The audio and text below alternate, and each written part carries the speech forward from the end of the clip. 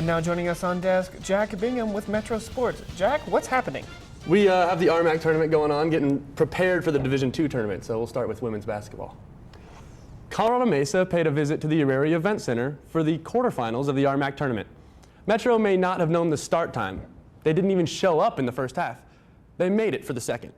The Roadrunners, ranked 7th nationally, got into a bar fight, Craig. Mesa didn't back down from the top seed, making 4 of 6 from three-point land in the first 20 minutes, and kept it close to the break. Here, Caley Dowd buckets 2 of her 15 to go along with 7 rebounds. A different team came out of the locker room in the second half. Metro netted 8 of 12 from downtown, including 5 of 6 in the second period. They set a school record, shooting 62% from the field. The well-oiled second half machine pulled away as Metro notched assists on 17 of their 29 made shots.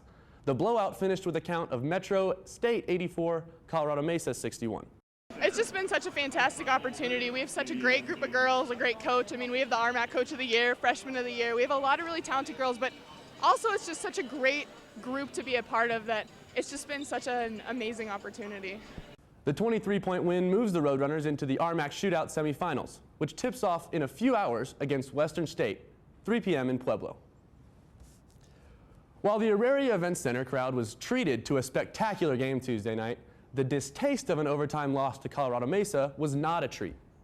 The visiting Mavericks of Colorado Mesa set off the upset alert, knocking off number 12 Metro State in the first round of the RMAC tournament. This floater by Reggie Evans to close the half was one bright spot, as the Roadrunners suffered through a torturous night shooting. 29.8% from the field, a school record low.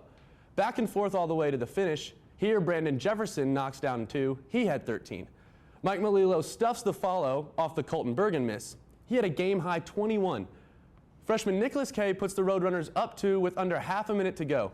And after hitting the biggest shot of his young career, Mesa tied it to go to overtime. Metro forced 25 turnovers. The most important, however, was when they committed. Mesa down 1 gets a critical steal and bucket by Mike Melillo. Mesa from down 1 to up 1. With under half a minute, down 2, Jefferson misses a low percentage three-point attempt. Mesa escapes her area with the upset, 67-63. I mean, the box score is hard to look at. I've never seen a box score like this. We got 40 more shot attempts than they did. We forced 25 turnovers. We out-rebounded them by 7. Here's what it boils down to, plain and simply. They shot 51%, we shot 30%. The men now await their fate for the NCAA Division II tournament. The Roadrunners find out their opponent this Sunday. In a February 27th doubleheader, the Roadrunners softball team exasperated the power of aluminum. The Bats were alive for the first game against UC Colorado Springs. Metro rallied from an early deficit to get the run rule win. The Bats switched dugouts in the second game. UCCS racked up 14 runs on 16 hits in the game. Metro starter Brittany Moss gave up 7 of each in her first 4 outs. Christina Blanton popped the cork on the scoring in the first, and Colorado Springs had the runs flowing. Blanton scored in the inning, and Colorado Springs added 5 more in the second inning. Metro cut the lead by the end of this 5th to a deficit of 6, with a solo home run in the 4th followed by 2 scores off of a single by Nichols. To counter, the Mountain Lions had a 5-run 6th, and in the bottom half of the inning, the Roadrunners were sat down in order.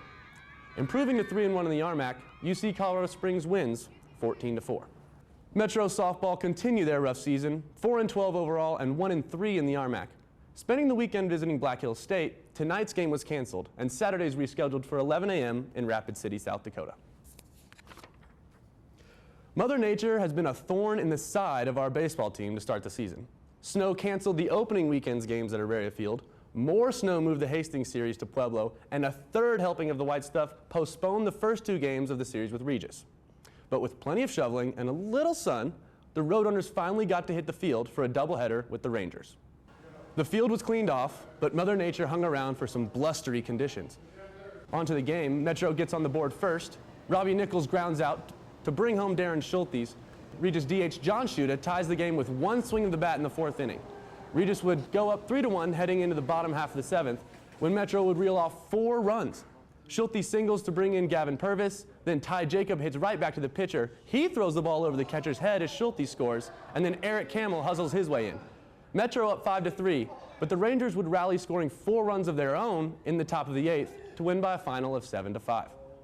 In Game 2, the Runners only managed 4 combined hits, as the Rangers got a stellar pitching performance from Mike McElreath, who went the distance giving up 0 runs and striking out 6 batters. Next weekend, they host always tough Colorado Mesa.